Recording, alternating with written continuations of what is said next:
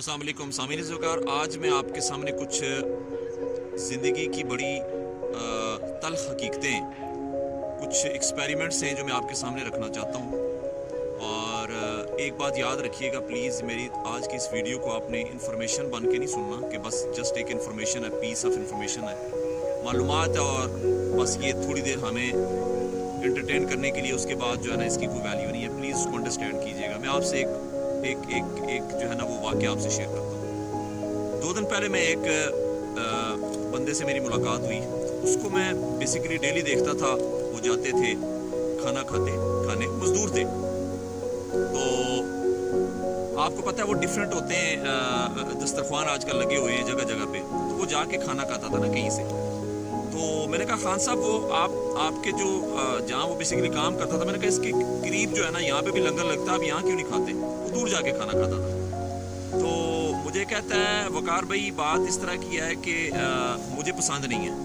मैंने कहा खान साहब क्या वो वहाँ पे आपको कढ़ाई गोश्त खिलाते हैं कि इतने दूर जाके खाते हैं? कहते हैं नहीं, कढ़ाई गोश्त की बात नहीं है। यहाँ पे मैंने खाना खाया तो मेरे पेट में पेन स्टार्ट हो गया और कुछ दिन से मैं ये देख रहा हूँ कि मैं जो है ना अपने अंदर एक अपने आप को लेथार्जिक फील कर रहा हूँ। अच्छा, मैं बड़ा, चूँकि मैं क्यूरोसिटी पैदा हो जाती है ना जब आप किसी से उस तरह की बात, चूँकि मैं तो हर चीज़ को क्वेश्चन करता हूँ। तो मैंने कहा ये आप किस तरह कह रहे हैं, ये क्या आपका कोई वेम है, ये क्या वजह है? कहता है नहीं, बात ये है, एक उसके अल्फाज वो मेरी समझें कि मेरी सोच को उन्होंने ना मतलब हिला के रख दिया।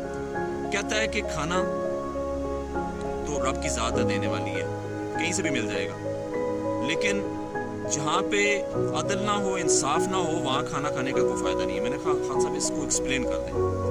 तो कहता है जब वो खाना देते हैं ना, वो तमीज़ से नहीं देते, वो ऐसे फेंकते हैं खाना। और दूसरी चीज़ ये है, वो रिज़्क़ है अल्लाह का, कुछ लोगों को वो ज़रा प्रोटोकॉल से देते हैं, कुछ लोगों को वो ऐसे ही देते हैं। मेरे लिए एक जस्तजू वाली बात, मैंने कहा ये बंदा क्या बात कर रहा है? तो उसके ऊपर मैंने रिसर्च शुरू कर दी।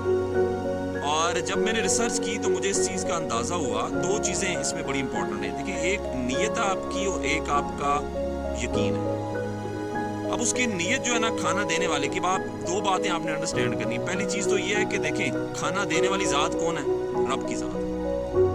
अब वो बंदा जो वहाँ पे खाना दे रहा है, वो जो 2 चीज़ें, एक खाना डिस्ट्रीब्यूट करना है, खाना देना है।